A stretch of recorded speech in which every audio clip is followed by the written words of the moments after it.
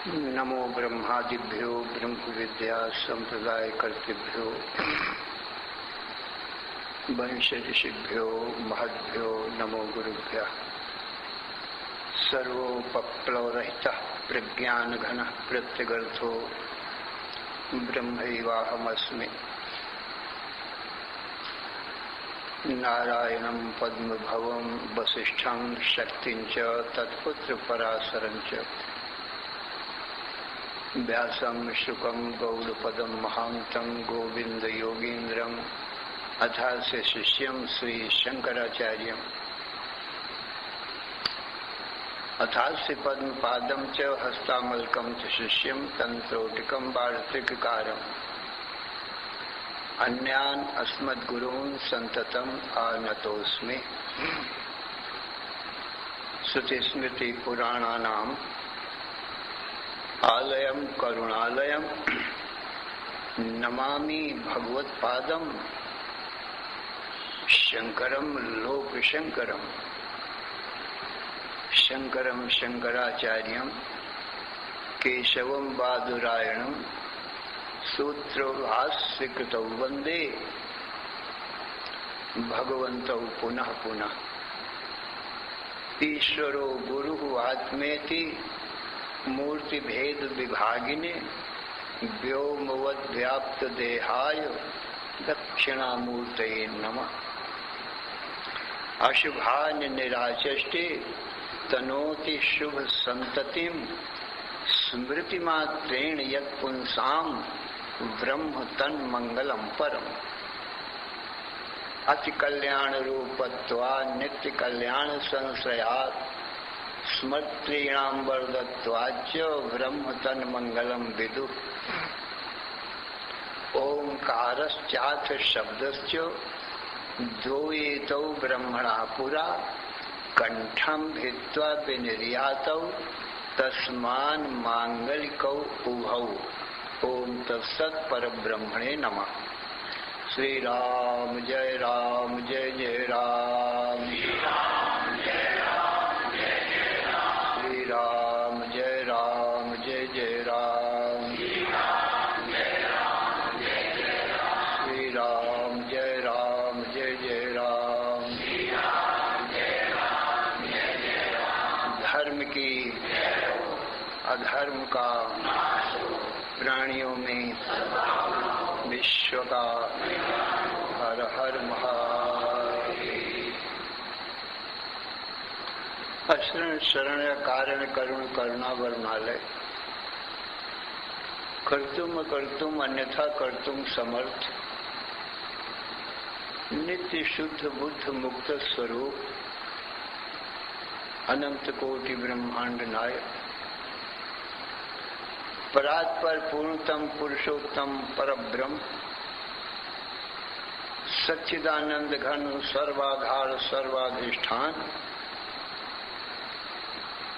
सच्चिदानंद घन ब्रह्म ही इस संपूर्ण चराचर जगत का अधिष्ठान रूप कारण है।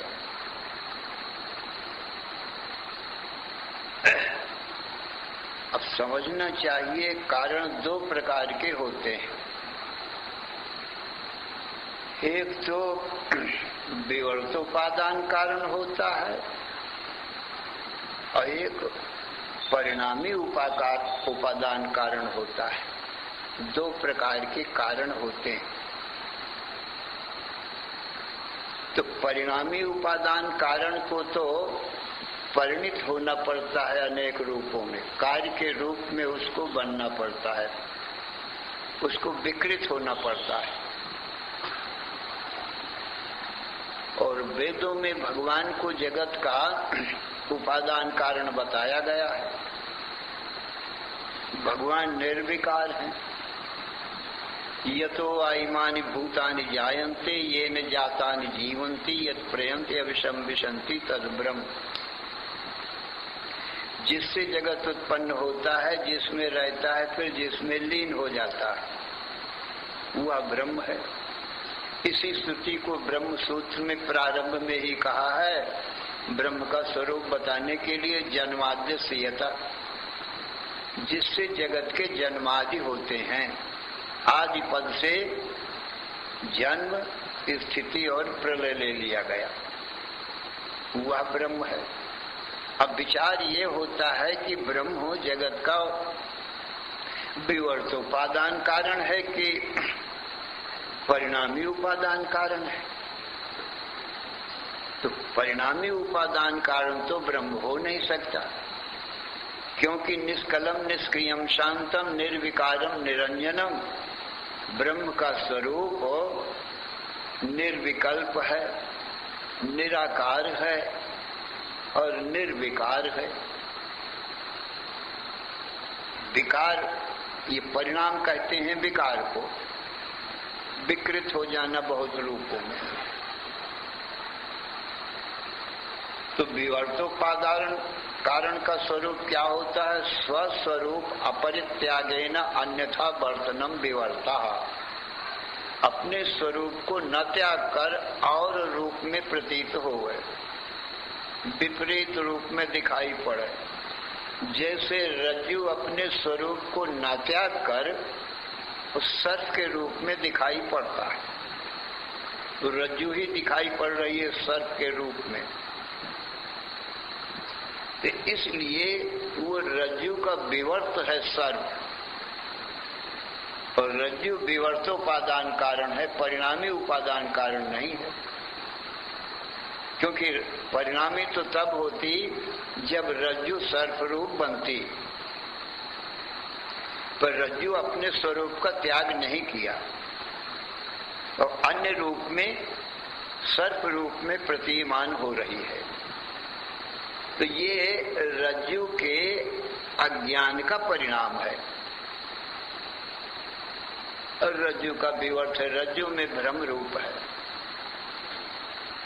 परिणामी उपादान कारण उसको कहते हैं जो परिणाम को प्राप्त हो जाए, जैसे दुग्ध से दही। जैसे दूध का दही बनेगा तो दूध को स्वयं ही दही बनना पड़ेगा, विकृत होना पड़ेगा, पहले के रूप को ये त्याग करेगा।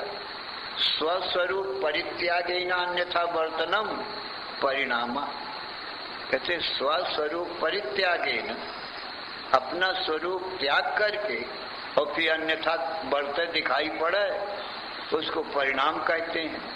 तो जैसे दूध का दही अपने मधुर और तरल द्रव रूप को छोड़ करके, क्योंकि दूध मधुर होता है और द्रव माने पतला होता है, तो अपने मधुरता को छोड़कर और पतलापन को, द्रव स्वरूप को छोड़कर गाढ़ा हो जाए। दही जो बनेगा तो गाढ़ा हो जाएगा और मिठास ना होकर उसमें खटास आ जाएगी। तो पहले रूप को छोड़कर बना। तो ये जगत जो है अज्ञान का उपादान कारण है, अज्ञान का परिणाम है। इसका उपादान कारण अज्ञान है। अब जरा दृष्टांत से समझो, तो आत्मा जो है या परमात्मा जो है, जो बताया गया है जगत का कारण, वो विवर्तोपादान कारण बताया गया है, क्योंकि वो निर्विकार है। इसलिए ये जगत माया का परिणाम है तो ब्रह्म का विवर्त है। माने ब्रह्म के अज्ञान से, ब्रह्म को न जानने से अपना आत्मा ब्रह्म है। आत्मा ज्ञानात् जगत भाति, आत्मा के अज्ञान से जगत भाषित हुआ, तो अज्ञान का परिणाम हुआ और आत्मा का विवर्त हुआ। आत्मा तो अपने स्वरूप में ज्यों का त्यों ज्ञान रूप है, दृष्टा रूप है, कुछ बदला नहीं, बना नहीं। अज्ञान ने ही ये जगत रूप धारण किया है। जैसे निद्रा रूपी अज्ञान है और आत्मा अज्ञान का प्रकाशक है। तो वो अज्ञान ही जागृत स्वप्न का जगत बन जाता है। इसलिए जागृत स्वप्न का ये अज्ञान का परिणाम है। परंतु वो अज्ञान का आधार अधिष्ठान मैं हूं। निराश्रय निराधार अज्ञान नहीं रह सकता और न संसार रह सकता है। तो विवर्तोपादान कारण मैं हूं जगत का। रज्जु का जैसे रज्जु ज्ञानाद अहिर्भाति तज ज्ञानाद भासते न, रज्जु के अज्ञान से जगत भासता है। अब रज्जु का ज्ञान अज्ञान कैसा होता है उसको थोड़ा विचार करो। मंद अंधकार में कोई रज्जु का टुकड़ा पड़ा है तो मंद अंधकार में पूरा रज्जु खंड का ज्ञान नहीं होता, किंतु इदम अंश का ज्ञान होता है, सामान्य अंश का ज्ञान होता है। सामान्य रूप से दिखाई पड़ता है किंचित अस्ति, कुछ पड़ा है मंद अंधकार में। इसका जरा सूक्ष्म विचार है, थोड़ा समझो तो सही। ये कैसे भ्रम हुआ करता है, रज्जु कैसे सर्प रूप में दिखाई पड़ती है, बनेगी तो है नहीं। तो आधार और अधिष्ठान इस संसार का ब्रह्म है, आत्मा है। तो रज्जु के दृष्टांत से बताते हैं कि रज्जु जो है आधार भी है सर्प का और अधिष्ठान भी है। और दोनों में जरा भेद समझो, आधार और अधिष्ठान में क्या भेद है। रज्जु का जो वास्तविक स्वरूप है, विशेष स्वरूप है, वो अधिष्ठान है जो रज्जुपना है पूर्ण, जो प्रकाश करने पर पूरा रूप उसका रज्जु का दिखाई पड़ेगा। ये वास्तविक स्वरूप जो है वो तो अधिष्ठान है। और जो मंद अंधकार में दिखाई पड़ा इदम किंचित अस्ति, ये कुछ है, पहले ऐसा मालूम पड़ा, फिर मन में सर्प के संस्कार आ गए तो दिखाई पड़ा अयं सर्पा, यह सर्प है। तो ध्यान देना जरा, यह जो मंद अंधकार में इदम पने का ज्ञान हुआ, ये रज्जु का सामान्य रूप है, विशेष रूप वास्तविक रूप नहीं है। कुछ पड़ा है ऐसा मालूम पड़ा तो ये बन गया आधार। सर्प की उत्पत्ति में ये रज्जु का इदम अंश आधार बना और विशेष अंश जो रज्जुपना है वह अधिष्ठान बना। इदम रूप भी रज्जु हुई है, क्योंकि जिसको हम सर्प कहते हैं यह, वो यहपना तो रज्जु का ही है, रज्जु के ही दोनों रूप हैं, स्वरूप हैं, और अधिष्ठानपना भी वही है। परंतु सर्प की उत्पत्ति में इदम अंश ही, सामान्य अंश ही आधार बना। इसी के कारण सर्प दिखाई पड़ा। तो मंद अंधकार में ऐसा होता है, और यदि प्रकाश हो जाए तो रज्जु का पूरा रूप दिखाई पड़ जाए, माने अधिष्ठान का ज्ञान हो जाए। तो अधिष्ठान के ज्ञान से सर्प का नाश होता है, अत्यंता भाव रूपी नाश है। नाश तो उसको कहते हैं जो मार के नाश किया जाए, पर तो ऐसा निश्चय हुआ कि तीनों काल में ये था ही नहीं, सर्प उत्पत्ति ही नहीं भाई थी। तो अधिष्ठान के अज्ञान से और आधार के ज्ञान से सर्प की उत्पत्ति भई। तो मंद अंधकार में ऐसा होता है कि सामान्य अंश का माने आधार का ज्ञान हुआ और अधिष्ठान का ज्ञान रहा। और यदि प्रकाश, बिल्कुल प्रकाश हो या बिल्कुल अंधकार हो, कुछ भी न दिखाई पड़े तो भी भ्रम नहीं होगा। तो अधिष्ठान का ज्ञान वास्तविक स्वरूप रज्जु के विशेष अंश का, सामान्य अंश का ज्ञान, ये मंद अंधकार में ऐसा हुआ, तब ये सर्प का भ्रम हुआ, अयं सर्प। अब ये जो अयं सर्प है, ये मंद अंधकार अज्ञान का ही परिणाम है। थोड़ा ज्ञान है रज्जु अंश का, सामान्य ज्ञान, पूर्ण ज्ञान नहीं है। यदि पूर्ण ज्ञान हो जाए, अधिष्ठान का ज्ञान हो जाएगा, तो भ्रम निवृत्त हो जाएगा। और अधिष्ठान का भी, वो इदम अंश का भी ज्ञान ना हो, आधार का भी ज्ञान ना हो, तो भी भ्रम नहीं होगा, कुछ दिखेगा ही नहीं, इदम अंश भी नहीं दिखाई पड़ेगा। इसलिए सामान्य अंश का ज्ञान और विशेष अंश का अज्ञान, ऐसा जो अज्ञान है, सामान्य अंश का ज्ञान, वो रज्जु रूप धारण कर लिया और विशेष रूप अधिष्ठान का ज्ञान रहा। तो इस सर्प को क्या कहोगे? ये रज्जु का कल्पित विशेष अंश है। माने रज्जु का जो वास्तविक स्वरूप है, रज्जुपना, उसमें कल्पित ये विशेष अंश है। कौन? सर्प। इदमपना विशेष अंश है, क्योंकि रज्जु का ज्ञान होने पर भी, जब रज्जु का ज्ञान होता है तो वो सर्प इदम रूप से देखने में आता है। इदम रज्जु, ये रज्जु है। तो पहले अयं सर्पा, ये सर्प ऐसा था ना, तो वो इदम पहले भी रज्जु ही था, क्योंकि भ्रम स्थान में तो रज्जु ही है इदम, जिसको हम कह रहे हैं। और बाद में जब ज्ञान हुआ, तब ये हुआ कि ये इदम रज्जु, ये रज्जु है। तो उस मिथ्या सर्प की निवृत्ति रज्जु में ही हुई, कल्पित की निवृत्ति, कल्पित था। तो कल्पित का सत्य वस्तु के साथ में कल्पित तादात्म्य संबंध होता है।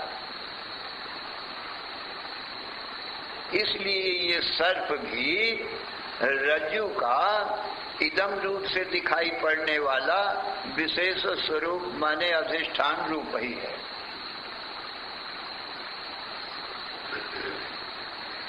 अब इसी को अपनी आत्मा में घटाओ। आत्मा में क्या सामान्य अंश, आधार, और क्या अधिष्ठान विशेष स्वरूप अपना आत्मा। कहा सभी जीवों को बिल्कुल अज्ञान नहीं होता है अपनी आत्मा का। अहम अस्मि, इतना ज्ञान सबको रहता है। मैं हूं, ये इदम अंश है पना। पर मैं क्या हूं? अब ये ज्ञान न हुआ कि मैं सदंश का केवल अस्मि कहते हैं सत को। तो सच्चित आनंद ये अपना पूरा स्वरूप है, ब्रह्म। सदंश का ज्ञान हुआ, अहम अस्मि, मैं हूं। केवल सत का, अस्तिपने का ज्ञान हुआ। और शेष मैं अनंत अखंड ज्ञान हूं, अनंत आनंद हूं और व्यापक हूं, एक अद्वितीय हूं। जो वास्तविक अपना विशेष स्वरूप है, उसका ज्ञान न हुआ। अहम अस्मि ऐसा ज्ञान सबको होता है, छोटे छोटे बच्चों को भी होता है।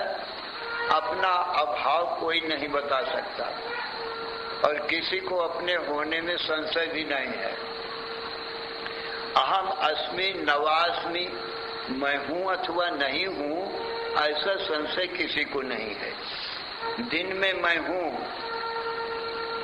रात में मैं हूं और दिन को देखता भी हूं, इसलिए ज्ञान रूप भी हूं। अहम पश्यामि, इसमें भी संशय नहीं है किसी को। मैं रात में हूं, इसलिए सत हूं।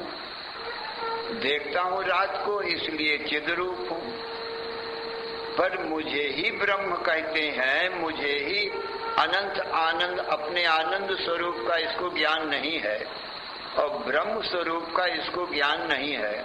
सामान्य अंश का ज्ञान है, पूरा बोध नहीं है। तो ये जगत का आधार यही बना, सामान्य अंश का ज्ञान अपनी आत्मा का। यदि पूर्ण ज्ञान हो जाए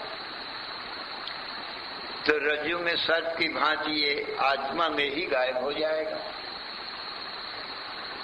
क्योंकि रज्जु में ही सर्प गायब हो गया, तैसे ही अपने आत्मा में ही ये लीन हो जाएगा अधिष्ठान का ज्ञान होते ही, क्योंकि बाहर तो कहीं जाएगा नहीं, झूठी चीज है ना, कल्पित है ना। रस्सी में सर्प तीनों काल में उत्पत्ति तो भाई नहीं, केवल अज्ञान से ही दिखाई पड़ा ना। अज्ञान की निवृत्ति होते ही जो सत्य वस्तु है शेष रह गई, और वो कल्पित सर्प था उसकी रज्जु अधिष्ठान में ही निवृत्ति हो गई। तो आत्मा का इतना ज्ञान है कि अहम अस्मि, और मैं सच्चिदानंद घन ब्रह्म हूँ, व्यापक हूँ, एक अद्वितीय हूँ। ये ज्ञान माने विशेष रूप से जीव नहीं जानते हैं, कोई विशेष रूप से तो गुरु के बताने पर जानते हैं। वेद शास्त्र गीता उपनिषद ब्रह्म सूत्र के पढ़ने पर विशेष रूप अपनी आत्मा का जान पाते हैं।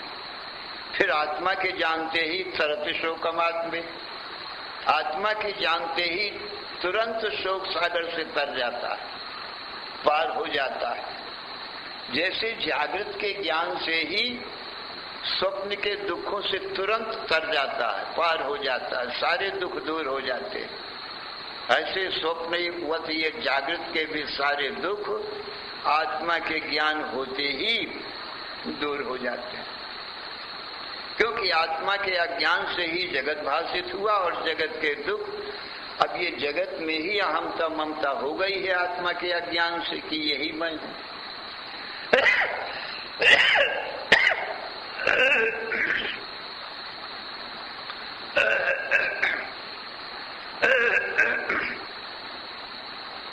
तो मैं देह में अभिमान कर बैठा, जो देह भ्रम रूप है, जैसे रस्सी में सर्प, उसी में मेरा अहम भाव हो गया। अब ये देह तो दिखाई पड़ता है केवल, पर है नहीं, और मैं तो हूं। तो अस्मि का तो ज्ञान है, मैं हूं ऐसा तो ज्ञान है, परंतु मैं क्या हूं इसको न जानकर मैं शरीर रूपी सर्प हूं, ऐसा अनुभव कर लिया। जैसे रस्सी के इदम अंश के ज्ञान से वो इदम अंश रज्जु का ही सर्प रूप से ग्रहण किया गया है, ऐसे हम अस्मि सद रूप को ही शरीर रूप से ग्रहण कर लिया गया। शरीर ये भ्रम हो गया, अनेक जन्मों के संस्कार पड़े हैं जीव को, तो इस कारण, क्योंकि बिना संस्कार के शरीर रूप भी धारण नहीं करेगा। यदि सर्प के संस्कार ना हो तो रज्जु में सर्प नहीं देख सकता, क्योंकि वो मानसिक सर्प है। कई लोगों को कई प्रकार का रस्सी में भ्रम होता है। जिसके मन में सर्प के संस्कार हैं उसको वो रज्जु सर्प रूप भासती है, जिसके मन में दंड के संस्कार हैं उसको दंड रूप भासती है कि ये अयन दंडा, ये दंड पड़ा हुआ है। जिसके मन में माला के संस्कार हैं उसको ऐसा भासता है ये माला पड़ा हुआ है। जिसके मन में भूमि की दरार के संस्कार हैं, कहीं कहीं भूमि में दरारें पड़ जाती हैं पतली पतली सी, तो वो भी सर्प जैसी दिखाई पड़ती हैं, तो उसको दरार जैसा दिखाई पड़ती है। कोई भूमि की दरार फटी हुई है, उस रस्सी को कितने रूपों में देख रहे हैं लोग। और रस्सी तो रस्सी ही है, न सर्प है, न दंड है, न माला है, न भूमि की दरार है, न कोई जल की पतली सी धार है।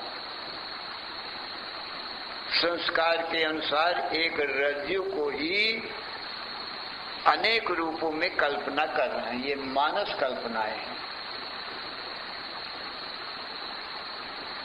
एक ही चीज में अनेक प्रकार की मानस कल्पना होती हैं।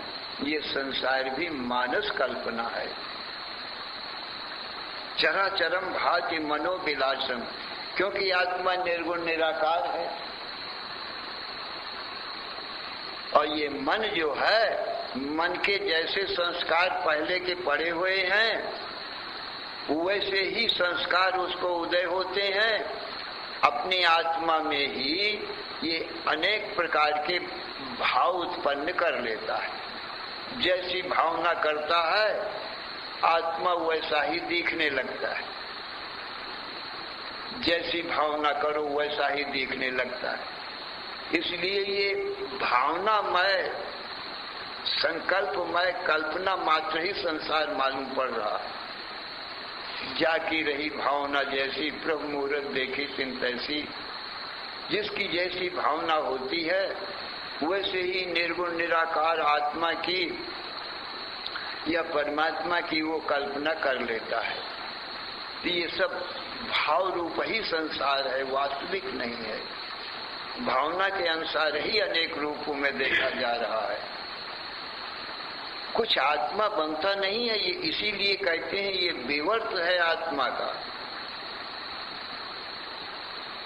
परिणाम नहीं है। क्योंकि आत्मा कुछ बनता नहीं है, निर्विकार है, केवल अधिष्ठान रूप कारण है। और ये संसार अध्यास रूप है। और अध्यास तो हमने बताया ना कि भावना के अनुसार ही अनेक प्रकार का अध्यास किया जा रहा है। जैसी भावना करो वैसा ही संसार दिखाई पड़ता है। कोई लकड़ी का ठूंठ है, साणु है, जब कुछ थोड़ा मंद अंधकार हो जाता है तब जैसे कोई बालक आते हुए तो वो लकड़ी के ठूंठ को वो भूत समझ लेंगे, भूत समझ करके भागेंगे। क्यों? उनके मन में भूत की भावना है पहले से। तो लकड़ी का ठूंठ तो लकड़ी का ठूंठ ही है, उसमें भावना के अनुसार इन्होंने भूत देख लिया। कोई सेठ साहूकार धनी मानी आ रहे थे, उनके पास धन था, उन्होंने उस ठूंठ को देख करके कोई चोर बदमाश की कल्पना कर लिया कि कोई चोर बदमाश खड़ा हुआ है, हमारे धन को लूट लेगा। ये कल्पना उनको तो वो ठूंठ चोर रूप दिखाई पड़ा और बालकों को भूत रूप दिखाई पड़ा। और कुछ भक्त आ रहे थे, उनके मन में तो पहले ही से कृष्ण भगवान की मूर्ति दिखाई पड़ रही ना। आप जैसी भावना करो तो एकांत में पड़े हुए वैसा ही भगवान राम कृष्ण विष्णु की मूर्ति अपने मन में दिखाई पड़ेगी। चाहे स्त्री पुत्र की, स्त्री है, पुत्र है, मकान है अपना, पड़े पड़े एकांत में 1000 मील की दूर पर अपना भावना करो, मन में चिंतन करो, वैसे ही मूर्ति मन में छप जाती है। तो वो मानस भावना ही है केवल। इस प्रकार से उन भक्तों ने भगवान कृष्ण की भावना करके देखा कि आज हमारी भक्ति सफल हो गई है, देखो साक्षात भगवान दर्शन दे दिए। अब उनके मन कृष्णाकार पहले से बने हुए थे, वही अपने मन की भावना को वो ठूंठ में देख लिए। ठूंठ कुछ नहीं बना, न चोर बना, न बदमाश, न भूत बैताल, न कृष्ण बना। एक भावना के अनुसार नाना प्रकार का वो देख रहे हैं। इसलिए इसी प्रकार से आत्मा ज्यों का त्यों ही है, उसमें कुछ बनता बिगड़ता नहीं है, केवल मानस कल्पना ही है। अनेक जन्मों के मन में संस्कार भरे हुए हैं संसार के, तो जैसा पहले संसार था, संस्कार थे, मन वही है। और अनेक संस्कार कितने दिनों के, महीनों के, जन्मों के पड़े हुए हैं। तो जैसा पहले देखा था वैसे ही फिर कल्पना कर लेता है। जहां सोकर जागता है तो सोने के पहले जैसे कल संसार देखा था ना, अब वही संसार मन में फिर बसा हुआ है, वही तैयार हो गया। अब ये जानता है वही संसार है, वास्तव में वही नहीं रहता है। निद्रा में यदि वही रहता तो निद्रा में रहना चाहिए था ना, तो निद्रा में गायब हो जाता है। और ये मन भी नहीं रहता है, तो पहले पहले के संस्कार से पूर्व का संस्कार नवीन नवीन तैयार कर लेता है। क्षण मात्र में मन को क्या देर लगती है, जो मन में बसा हुआ है वो तुरंत ही उसी रूप। अच्छा, देखने वाले हम हैं, मन स्वयं नहीं देखता है, देखने वाले हम हैं। ये संकल्प विकल्प हमारे चेतन के आभास मात्र से ही होते हैं मन में, स्वयं उसमें चेतनता कुछ नहीं है। इस प्रकार से हमारा तुम्हारा स्वरूप इस संसार का आधार अधिष्ठान रूप कारण है, विवर्तोपादान कारण है, परिणामी उपादान कारण नहीं है, क्योंकि आत्मा निर्विकार है, परिणाम हो सकता नहीं है। इसलिए आत्मा का विवर्त आत्मा ही मन के संकल्प वसात आत्मा को ही अनेक रूपों में देखा जा रहा है, दूसरा कुछ भी नहीं है। चराचरम भाति मनोविलासम, जैसी भावना करो वैसा ही दिखता है। अब ये संसार तो जैसा है तैसा है, दिखाई पड़ रहा है।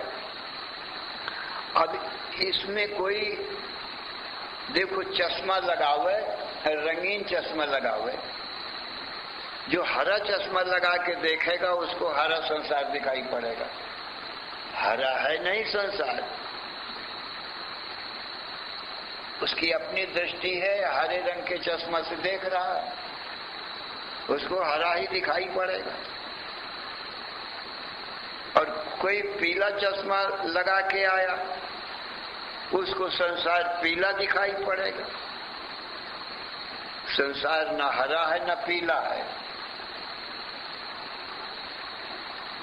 कोई लाल चश्मा लगा के आया, उसको संसार लाल ही दिखता है। जैसा चश्मा लगा के वो कोई देखता है वैसा ही संसार दिखाई पड़ता है, पर संसार वैसा है नहीं जैसा वो देख रहे हैं।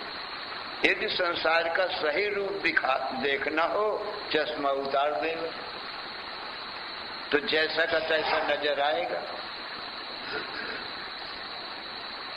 अब चश्मा लगा के देखेंगे तो अपनी अपनी बात को पुष्ट करेंगे। पहले वाला कहेगा, हरा चश्मा वाला, कि बिल्कुल संसार हरा है, मैं देख रहा हूं प्रत्यक्ष, मैं झूठ नहीं बोल रहा हूं, ऐसा वो कहता है, अपनी बात को सिद्ध करता है। लाल चश्मा वाला कहता है, मैं झूठ नहीं बोलता, मैं भी सत्य बोलता हूं, ये झूठ बोल रहा है जो हरा बताता है, मैं तो बिल्कुल प्रत्यक्ष देख कर बता रहा हूं। और सब सही बोल रहे हैं, सही बात है, वो जैसा चश्मा से देखते हैं वैसा बोलते हैं। पीला चश्मा वाला कहता है कि संसार पीला है, न लाल है, न हरा है, ये लोग झूठ बोलते हैं। अब इनके झगड़े को कौन निपटावे? ये तो जीवन भर झगड़ा चलता ही रहे। ऐसे ये कई आचार्यों के जो मत चलते हैं ना, ये मानस भावना के अनुसार अपने अपने मत बने हुए हैं। मत माने मनः कल्पित, नहीं तो वेद प्रमाण जो श्रुति कहती है वही ठीक है। जीवों के अपने मत तो अपने अपने भिन्न भिन्न लोगों के हैं, एक मत थोड़ी नहीं है। सैकड़ों मत हैं संसार में अपनी अपनी भावना के अनुसार, तो सब सत्य थोड़ी होते। केवल सर्वज्ञ सर्वशक्तिमान भगवान की वाणी वेद ही प्रमाण होता है। सत्य में वेद प्रमाण से देखो तो एक मत होगा, और लोगों के अनुभव से यदि पूछा जाएगा तो सभी ऋषि महर्षियों की सभी मतों का अपना अपना अनुभव से वो भी ठीक कह रहे हैं। जैसे हरा संसार बताने वाला वो भी ठीक कह रहा है। तो भावना का चश्मा है, जैसे भावना से कोई देखता है संसार उसको वैसा ही नजर आता है। संसार कैसा है ये तो किसी को पता नहीं है, भगवान कैसा है ये तो किसी को पता नहीं है, क्योंकि भगवान का कोई आकार नहीं जो देखने में आवे।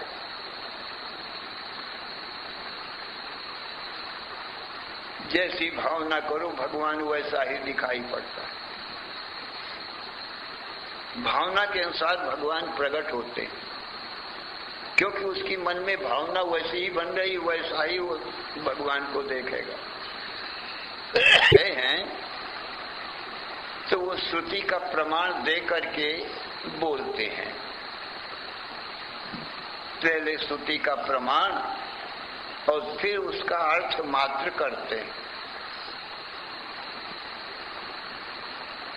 इसलिए श्रुति के वचन परम प्रमाण माने जाते हैं। व्यास जी महाराज श्रुति के वचन बोलकर और फिर अपनी बात कहते हैं। इसलिए ऋषियों के जो वचन है वो परतः प्रमाण है, माने सबसे परे वेद है, उसके द्वारा प्रमाणित होते हैं ऋषियों के वचन, वही माने जाते हैं। अब वेद कहा स्वतः प्रमाणम, सर्वज्ञ ईश्वर की वाणी होने से वेद तो स्वयं प्रमाण रूप है, और जीव की वाणी परतः प्रमाण है। तो जितने ऋषि महर्षि भय हैं वो ईश्वर के कथनानुसार यदि बोलते हैं तो उनके वचन मानने योग्य होते हैं, और स्तुति विरुद्ध बोलते हैं तो उनका खंडन देखो होता है। जब तक ये सब ना पढ़े तब तक लोग जिस मत के होते हैं उसी को सही मानते रहते हैं। जब तक कि ये ब्रह्म सूत्र वगैरह और शास्त्रार्थ के जितने ग्रंथ हैं ये इनको सबको पढ़ो तब पता लगता है सही गलत का। तो इस प्रकार से सज्जनों, श्रुति कहती है कि दृष्टा एक ब्रह्म है और तत्वमसि, हे जीव वही तू है। अब कोई भी मत पंथ वाले होवे इससे इनकार नहीं कर सकते, अपने दृष्टा भाव को कोई निषेध नहीं कर सकता, किसी मत पंथ का हो इसमें विरोध नहीं हो सकता, क्योंकि सबको अनुभव सिद्ध भी है कि मैं देखता हूं और मैं तीनों काल में हूं, अपने सतपने में और दृष्टापने में किसी को विरोध नहीं है। केवल जीव इतना नहीं जानता है कि इसी को ब्रह्म कहते हैं, इसलिए अपने को शरीर मान बैठता है। हम स्त्री, हम पुमान, मैं स्त्री हूं, मैं पुरुष हूं, मैं ब्राह्मण क्षत्रिय वैश्य शूद्र हूं। केवल यही बंधन है जीव को, और तो कोई बंधन है नहीं। ये अहमता देह में और संबंधियों में ममता, इनको सद्बुद्धि सुख बुद्धि करके अहमता ममता कर लिया है, और ये है नहीं। कैसे जाना गया? कहा श्रुति वचन के प्रमाण से। तू दृष्टा है कि नहीं ये बता दे, किसी मत पंथ वाला का हो। कोई मत पंथ वाला इनकार नहीं कर सकता अपने देखने से। भाई दृष्टा को ही ब्रह्म कहते हैं, ये दृश्य से मिलता ही नहीं। तो स्त्री पुरुष तो दृश्य हैं, ये शरीर दृश्य तो कैसे बन सकता है? किंतु नहीं बन सकता है। श्रुति वचन अनुभव सिद्ध भी है सबके, इसलिए किसी मत पंथ वाला हो सबको तो ये तो स्वीकार करना ही पड़ता है। दो चार होते हैं, इसको तो सबको स्वीकार करना ही पड़ता है। किसी मत पंथ वाला हो 2 और 2 4 तो मानना ही पड़ेगा, क्योंकि गणित शास्त्र प्रमाण रूप है। इसमें 2 मत नहीं हो सकते, और इसमें कोई अल्प विद्वान और महान विद्वान की भी जरूरत नहीं है कि कम विद्वान हो 2 4 बोले तो उसकी बात को कोई ज्यादा विद्वान हो, कई विषय का आचार्य हो तो वो काट देवे, ऐसा भी नहीं हो सकता। क्योंकि ज्यादा विद्वान होगा तो कोई शास्त्र से विरुद्ध थोड़ी बोलेगा, वो भी 2 4 ही बोलेगा। वो छोटे बालक की बात काट नहीं सकता है, क्योंकि वो शास्त्र सम्मत बोल रहा है वो भी। तो शास्त्र सम्मत वाणी में ज्यादा विद्वान कम विद्वान नहीं लगता, सब संसार भर को मानना पड़ता है। और फिर अनुभव से भी सिद्ध है, मैं देखता हूं और मैं सदा ही हूं। तो ये अपने सामान्य रूप को सब जानते हैं भला, परंतु सामान्य रूप को जानने से अपने को स्त्री पुरुष मान बैठे, और विशेष रूप जो है सच्चिदानंद और मैं मुझे ही ब्रह्म कहते हैं, ये नहीं जानता। तो गुरुओं की शरण में जाने से गुरु बता देते हैं कि भाई ये जो सदरूप है चिद्रूप है, ये तो तुझको अनुभव ही है सबको कि मैं हूं हमेशा, ये सदरूप है, और देखता हूं तो चिद्रूप हूं। तो तू ही आनंद रूप है और अजर अमर अविनाशी है, तेरा जन्म मरण नहीं होता है, और तू शरीर रूप नहीं हो सकता है। ये भ्रम से तू जान रहा था, तो अपने विशेष रूप को तू जान। फिर ये शरीर रूप भी रस्सी में सर्प के समान कल्पित विशेष अंश है, तो ये कल्पित की निवृत्ति भी सत्य में हो जाएगी। तो संसार कल्पित है तो अधिष्ठान में ही लीन हो जाएगा। अधिष्ठान से भिन्न नहीं, जगत निवृत्ति बखान। जगत की निवृत्ति अधिष्ठान से अपने ब्रह्म से भिन्न नहीं हो सकती। सर्प निवृत्ति रज्जुजिम भय, रज्जु का ज्ञान। जैसे रज्जु का ज्ञान होते ही वो जो कल्पित सर्प था वो रज्जु रूप हो गया। इस प्रकार से आत्मज्ञान से ये सारा संसार कल्पित होने से आत्मरूप होता है। श्री राम जय जय राम,